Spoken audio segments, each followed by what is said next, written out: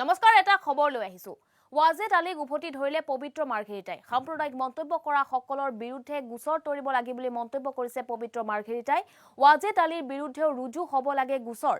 আৰু ধৰ্মীয় সংঘৰ্ষ ৱাজেদ আলীহঁতৰ চৰকাৰতে বেছি হৈছিল বুলি এক মন্তব্য কৰিছে পবিত্ৰ মাৰ্ঘেৰিটাই। এবাৰ ৱাজেদ আলীক উভতি ধৰিছে পবিত্ৰ মাৰ্ঘেৰিটাই। সেই খবৰ জনাই আছো।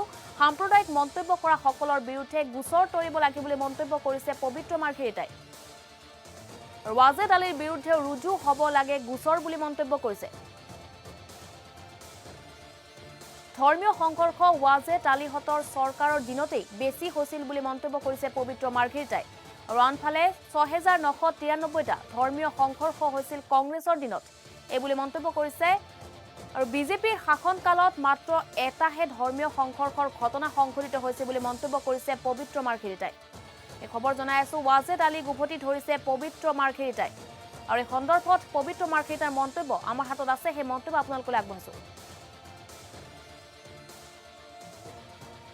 আটাইতকৈ সুৰক্ষিত হৈ আছে প্ৰতিটো ধৰ্মৰ লোক এই দুইখন চৰকাৰ দিনত। আৰু এইবিলাক কথা কেনে নাপায় ক'ব। আচলতে হিন্দু ধৰ্মত দীক্ষিত হ'ব লাগিব, কোনোবাই ইচ্ছা কৰিছে হিন্দু ধৰ্মত দীক্ষিত হ'ব লাগিব। যিকোনো সনাতনী সংস্কৃতি মানুহে ঘৰ ৱাপচি হওক বা আপুনি নিজৰ ধৰ্মলৈ ঘূৰি অহাটো বিচাৰিছে, সেইটো বেলেগ কথা। কিন্তু এইবিলাক মিছা কথা যে হিন্দু ধৰ্মত দীক্ষিত হ'ব লাগিব, দেশ এৰি ওলাই যাব লাগিব, এইবিলাক কথাৰ কাৰণে আচলতে তেওঁলোকৰ বিপক্ষে গোচৰ তৰিব পাৰি। এইবিলাকেই হ'ল কংগ্ৰেছৰ মানে ধৰ্মীয় ৰাজনীতি। আমি সেইটো নহয়। প্ৰত্যেক ধৰ্মৰ প্ৰতি আমাৰ সমভাৱ, প্ৰত্যেক ধৰ্মৰ মানুহ ইয়াত সম্পূৰ্ণ সুৰক্ষিত আছে অসম ভূমিত বা ভাৰত ভূমিত। তাৰ প্ৰমাণ মই তথ্যভিত্তিক দিছোঁ।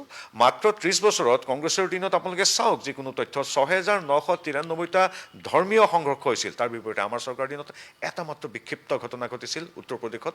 সেইটো এটা ক্ষেত্ৰভিত্তিক এখন গাঁৱৰ ঘটনা, হয়তো তাত ব্যক্তিগত শত্ৰুতা থাকিব পাৰে। তাৰ বিপৰীতে কন্যাকুমাৰীৰ পৰা কাশ্মীৰলৈকে, গুজৰাটৰ পৰা অৰুণাচল প্ৰদেশলৈকে প্ৰত্যেকটো ঠাইত নৰেন্দ্ৰ মোদী দেৱৰ এই চৰকাৰৰ দিনত বা অসম ভূমিত সৰ্বানন্দ সোণোৱালদেৱৰ নেতৃত্বত বিজেপিৰ মিত্ৰজোঁটৰ চৰকাৰৰ দিনত প্ৰতিটো ধৰ্মই সম্পূৰ্ণ একত্ৰিতভাৱে হাতে হাত ধৰি আছে।